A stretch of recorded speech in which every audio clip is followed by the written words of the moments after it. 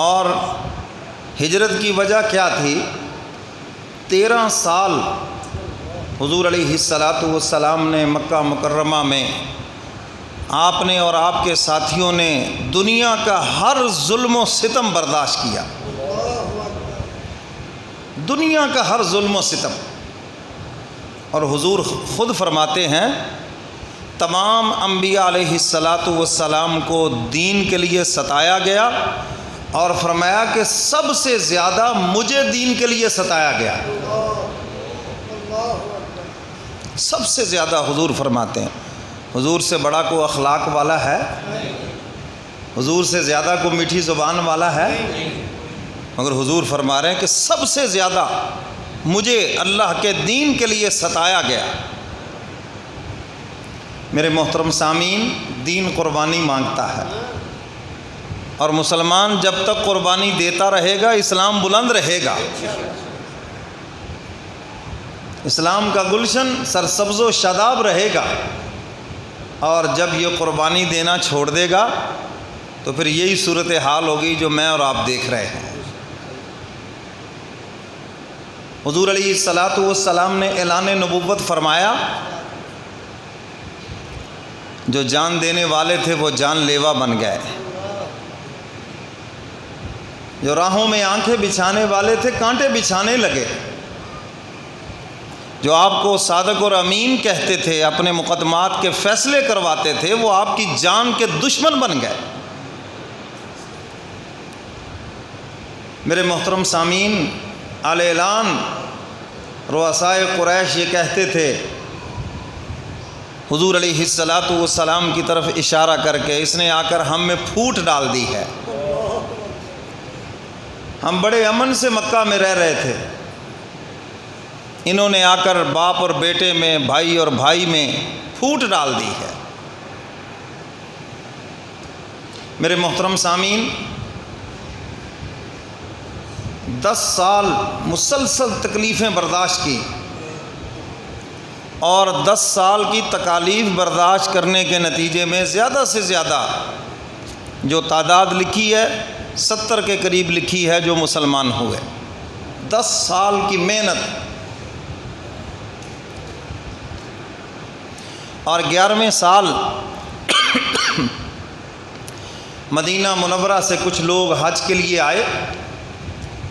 حضور علیہ السلام نے سوچا کہ یہ مکہ والے تو مانتے نہیں ہیں، جو باہر سے لوگ حج کے لیے آئے ہیں، چلو ان کو جا کر اسلام کی دعوت دیتے ہیں، شاید بات ان کی سمجھ میں آ جائے۔ مدینہ منورہ سے آئے ہوئے لوگ، 2-3 لوگ اس میں مسلمان ہوئے، اور انہوں نے بیعت بھی کی حضور کے ہاتھ پر۔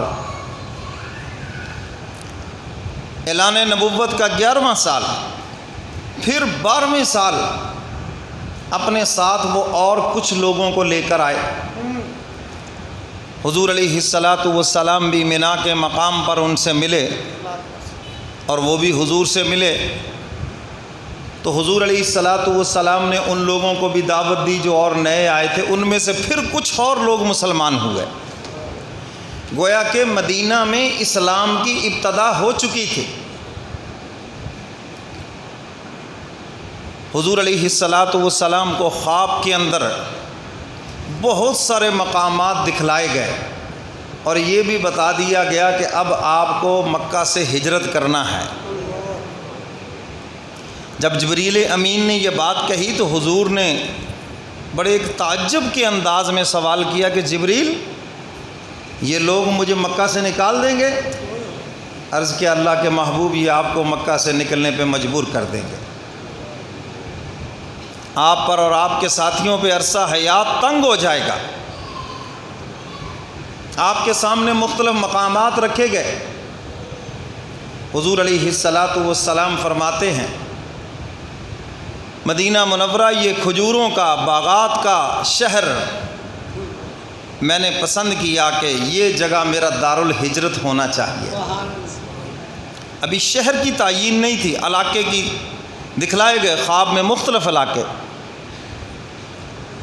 میرے محترم سامعین، اعلان نبوت کے 13ویں سال مدینہ منورہ سے مسلمانوں کی کافی تعداد ہو گئی اور بہت سارے لوگ مسلمان ہونے کے لیے آئے حج کے موقع پر، اور وہ اس تلاش میں تھے کہ ہم حضور علیہ الصلاۃ والسلام سے ملاقات کریں، لیکن قریش مکہ کی طرف سے پابندیاں تھیں کہ حضور سے کوئی مل نہیں سکتا، کوئی ملاقات نہیں کر سکتا۔ میرے محترم سامعین، یہ اسلام ایسے نہیں میرے اور آپ تک پہنچا، بہت بڑی قربانی لگی ہے اس کے اوپر، حضرات صحابہ کرام کی بھی قربانی اور میرے محبوب کی بھی قربانی، تب جا کر یہ اسلام ہم تک پہنچا ہے۔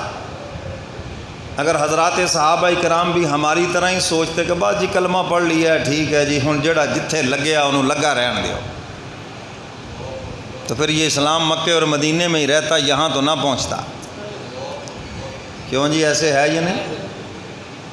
لیکن حضرات صحابہ کرام کی ان قربانیوں پہ قربان جائیں، یہ ان کا احسان ہے امت مسلمہ کے اوپر کہ اتنی بڑی قربانی دے کر اللہ کے دین کو گھر گھر تک پہنچا دیا، رہتی دنیا تک پہنچا دیا، یہ صحابہ کا احسان ہے۔ آپ جنت البقیع میں چلے جائیں، 10,000 سے زیادہ صحابہ کی قبریں نہیں ہیں، باقی پوری دنیا میں دیکھیں، یہاں تک کہ پاکستان کے اندر بھی چند صحابہ کی قبریں موجود ہیں، ہندوستان میں بھی موجود ہیں، دنیا کے دیگر ممالک کے اندر بھی صحابہ کی قبریں موجود ہیں۔ وہ وہاں تجارت کرنے نہیں گئے تھے، حضور کا پیغام لے کر گئے تھے، ڈالر پاؤنڈ کمانے کے لیے نہیں گئے تھے، درہم دینار کمانے کے لیے نہیں گئے تھے، حضور علیہ الصلاۃ والسلام کا پیغام لے کر جو حضور نے ڈیوٹی لگائی حجۃ الوداع کے موقع پر، اس ڈیوٹی کو پورا کرنے کے لیے دنیا کے جس ملک میں دیکھو تمہیں صحابہ کی قبریں نظر آئیں گی۔ ہجرت کے 13ویں سال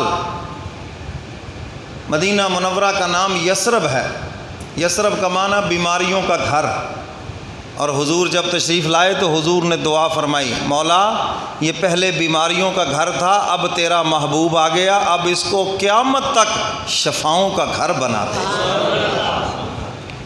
جسمانی روحانی ہر بیماری سے ہر بیمار کو شفا ملے جو مدینے کی حدود میں داخل ہو جائے۔ یہ حضور کی دعا ہے اور قیامت تک کے لیے ہے۔ کوئی حج کے لیے جائے، عمرہ کے لیے جائے، یہاں تک کہ کوئی تجارت کے لیے بھی جائے تو حضور کی دعا شامل ہے۔ بہت سے لوگ آپ کو یہ کہتے ہوئے سنائی دیں گے یہ مدینے گئے تو ایسے لگا جیسے کوئی بیماری ہے ہی نہیں، میں نے کہا حضور کی دعا کے اثرات اپنی آنکھوں سے دیکھ لیے۔ تو میرے محترم سامعین، اعلان نبوت کے 13ویں سال